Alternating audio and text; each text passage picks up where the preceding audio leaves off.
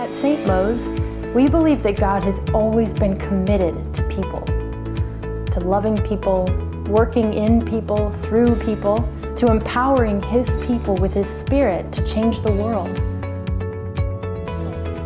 If there were any doubt that God were committed to people, then the incursion of Jesus, God in the flesh, into our world ought to put that to rest.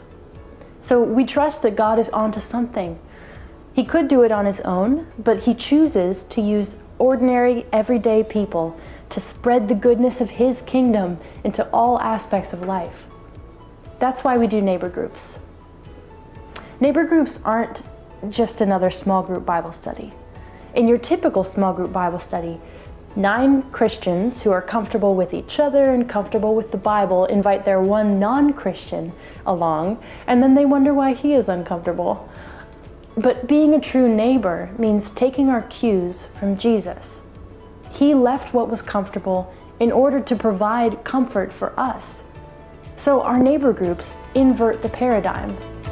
They exist on behalf of the people who aren't in them yet. During the formation of any neighbor group, we identify a larger group that the neighbor group is trying to love. It could be a residential block, it could be an apartment building, a running club, or a demographic slice like 30-something professionals in Charles Village. We call this larger group a common group. So once the common group is identified, the mission is simple.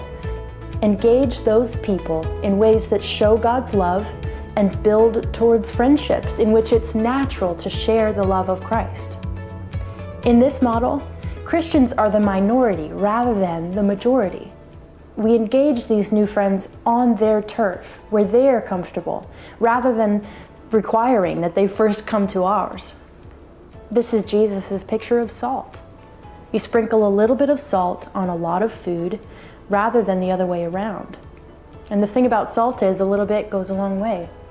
Or to use another one of Jesus' pictures, if a few Christians who are Spirit-empowered push beyond the comfortable walls of their church or small group, they're like a little bit of yeast that with a little bit of patience and work can have enormous impact. They can transform a whole batch of bread.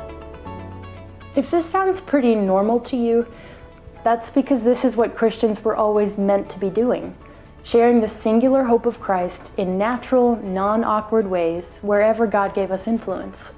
The problem is that most of us are rubbish at it. Or maybe more accurately, most of us just don't do it.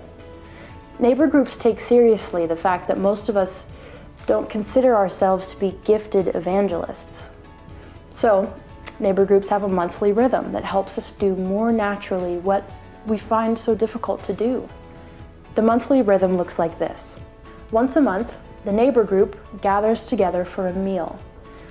It's best to keep this really simple. Simplicity means reproducibility, so spaghetti or a soup dinner works great. And with kids, maybe it's still chaos, but that's okay. If they grow up with this rhythm, imagine what they'll be like once they're adults. So at this gathering, the neighbor group shares food, shares stories about how God's at work in their lives, and they share the schedule for the month. That is, if they need to, they decide together how they will collectively engage their common group that month. 2 times a month, smaller single-sex groups, 3 to 4 people, called life groups, gather together for word, life, and prayer. They read the Bible together, they talk about how it applies to their lives, and they pray deeply for God's work in each other, in their neighbor group, and in their common group. At least once a month, the neighbor group will do something with, for, or among their common group. The mission is still simple. Engage with God's love, build trusting friendships, and share Christ naturally. This event does not need to be elaborate. It could be attending a local pub quiz night. It could be a cleanup afternoon on the block, or 2 hours at the local tot lot. It could be a morning run with the running club. The keys are overlap and contact. The more overlap that exists between the schedules and the life rhythms and the friends network of the neighbor group and common group, the easier it is for relationships of trust to build. And the more often that individuals from the neighbor group have meaningful contact with individuals from the common group, the more natural it is to share the hope of Christ that permeates all aspects of your life. So if you think of the structure as 3 circles of different sizes, the life group is the smallest, 3 to 4 people.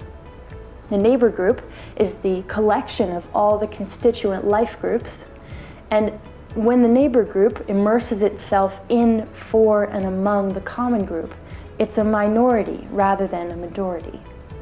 But how does this fit with our core values? Of course, hope, hospitality, and holiness have a range of overlap, and they could apply at any level of this structure.